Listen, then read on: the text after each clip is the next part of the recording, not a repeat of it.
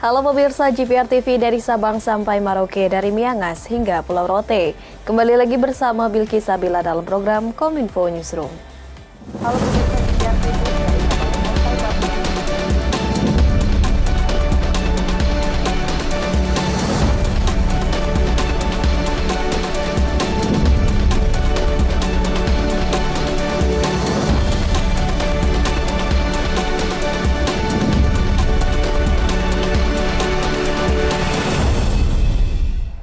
Dan inilah Kominfo Newsroom selengkapnya. Pemirsa, Menko Perekonomian Republik Indonesia Erlangga Hartarto menyampaikan, dalam rangka menyukseskan Indonesia sebagai presidensi G20, beberapa kegiatan pendukung perhelatan dari sektor pangan dan agribisnis digelar.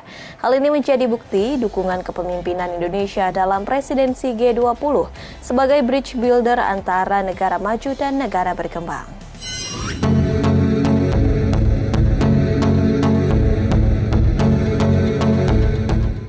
Dalam rangka menyukseskan Indonesia sebagai presidensi G20, Kementerian Koordinator Bidang Perekonomian menyelenggarakan Kick-Off Panen Raya Nusantara untuk mendukung perhelatan G20 dari sektor pangan dan agrobisnis dengan tema Pangan Indonesia untuk Dunia Lebih Baik. Dalam sambutannya, Menteri Koordinator Bidang Perekonomian Erlangga Hartarto menyatakan bahwa ketahanan pangan Indonesia sudah semakin baik. Hal ini dibuktikan dengan tidak adanya impor beras dalam 3 tahun terakhir. Lebih lanjut, Menko Erlangga menyampaikan bahwa Indonesia tengah berkonsentrasi terhadap ketersediaan pangan dalam negeri, mengingat terdapat 24 negara yang melarang ekspor komoditas pangan meskipun 7 diantaranya telah melakukan relaksasi.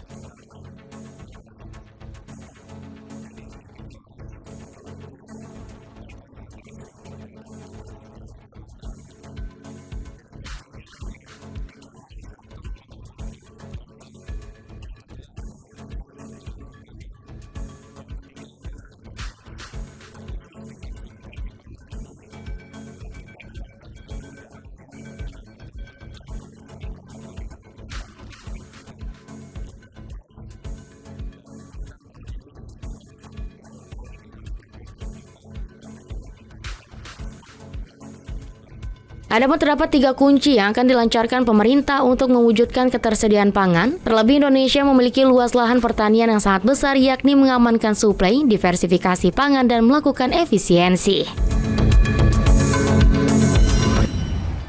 Informasi selanjutnya pemirsa, pemerintah melalui Kementerian Pertanian mengajak negara-negara dunia untuk menerapkan konsep pengurangan food loss and waste.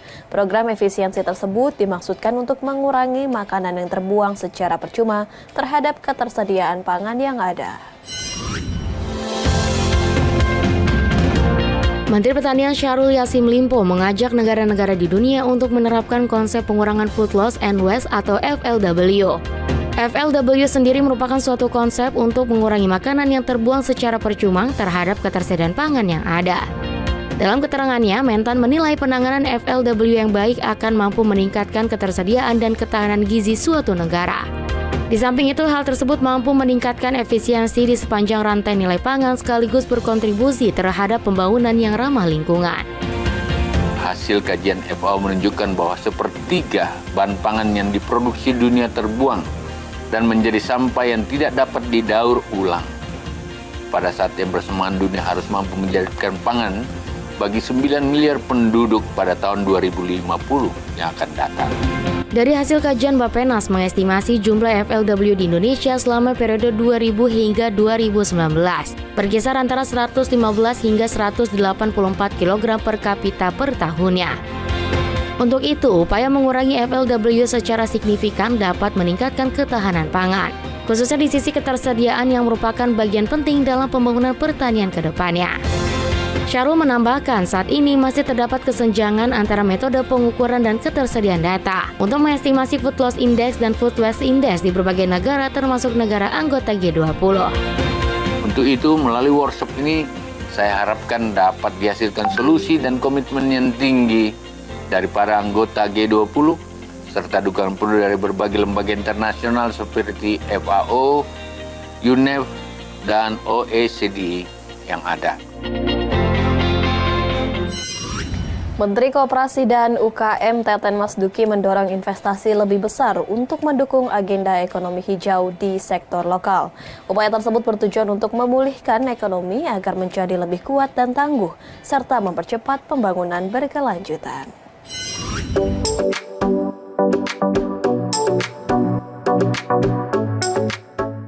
Menteri Koperasi dan UKM Teten Mas Duki dalam side event G20 bertajuk Green Economy and Sustainable Business menyatakan, pihaknya akan mendorong investasi lebih besar untuk mendukung agenda ekonomi hijau di sektor usaha mikro kecil dan menengah lokal. Upaya tersebut dilakukan bertujuan untuk memulihkan ekonomi agar menjadi lebih kuat dan tangguh serta mempercepat tujuan pembangunan berkelanjutan. Berdasarkan studi World Economic Forum tahun 2020, diprediksi sektor ekonomi hijau menghasilkan peluang bisnis sebesar 10 juta dolar Amerika Serikat dan 395 juta lapangan pekerjaan pada tahun 2030 di seluruh dunia. Menurut Menko UKM, adanya pandemi COVID-19 selama 2 tahun terakhir mampu mendorong Indonesia untuk memanfaatkan ekonomi hijau. Lebih lanjut, banyak pelaku bisnis dianggap enggan mengadopsi ekonomi hijau karena pertimbangan model teknis yang kompleks dan biaya produksi yang tinggi. Adapting to green economy might seem challenging, but possible as many of local SMEs are already practicing this with the traditional value and local wisdom. Furthermore, adapting into green economy will open to a wide new range of market and business. Given the importance of SME in pushing the green economy agenda, we would encourage more investment for business to adopt the practices, as it will provide a job-intense economic and resilient recovery and to advance the sustainable development goal that we have been focused on. Meski demikian, sebuah penelitian menyatakan penggunaan sumber daya ekonomi hijau di sektor industri dapat menghemat pengeluaran sebesar lebih dari 600 miliar dolar Amerika Serikat per tahun di Eropa saja.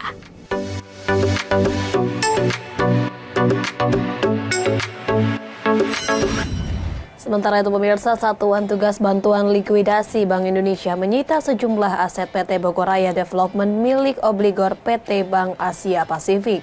Aset yang disita berupa lapangan golf dan 2 bangunan hotel di wilayah Sukaraja, Kabupaten Bogor dengan luas total 89,1 hektar. Satuan Tugas Penagihan Hak Tagih Negara Dana Bantuan Likuiditas Bank Indonesia atau Satgas BLBI yang dikomandoi oleh Menteri Koordinator Bidang Politik Hukum dan HAM Mahfud MD menyita aset debitur BLBI yang berlokasi di Klub Golf Bogor Raya Sukaraja, Kabupaten Bogor, Jawa Barat. Penyitaan tersebut berupa bidang tanah seluas 89,01 hektar dengan akumulasi nilai jual sebesar 2 triliun rupiah. Menurut Ketua Satgas BLBI, Rionald Silaban, aset yang disita kali ini berupa objek wisata yang berdampak kepada masyarakat. Sehingga penyitaan tidak akan menutup operasional lokasi tersebut, hanya saja kepengurusannya akan dikelola oleh pemerintah. Ini dalam pengawasan Satgas BLBI tidak mengurangi operasional dari aset ini. Jadi silakan beroperasi karena pemerintah juga mengerti bahwa ada kegiatan di sini. Di sisi lain, Mahfud menjelaskan hingga saat ini Satgas BLBI telah berhasil mengambil aset pradebitur BLBI. Dengan akumulasi luas bidang tanah lebih dari 22 juta meter persegi dengan perkiraan harga aset sebesar 22 triliun rupiah. Saya berharap sesudah ini Satgas BLBI melanjutkan langkah-langkah berikutnya sesuai dengan yang telah dibuat di dalam urutan prioritas, sehingga kita sampai tahun 2023 itu sudah selesai sampai akhir mudah-mudahan sesuai dengan urutan prioritas itu, dan kita akan terus bekerja. Oleh sebab itu yang sekarang sudah dipanggil supaya segera menyiapkan diri dengan seluruh data yang tersedia sehingga kita nanti akan segera melakukan eksekusi.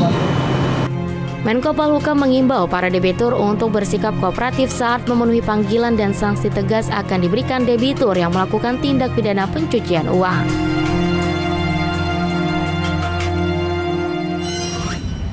Pemirsa, usai jeda kami akan kembali dengan beragam informasi lainnya. Tetaplah bersama kami dalam Kominfo Newsroom.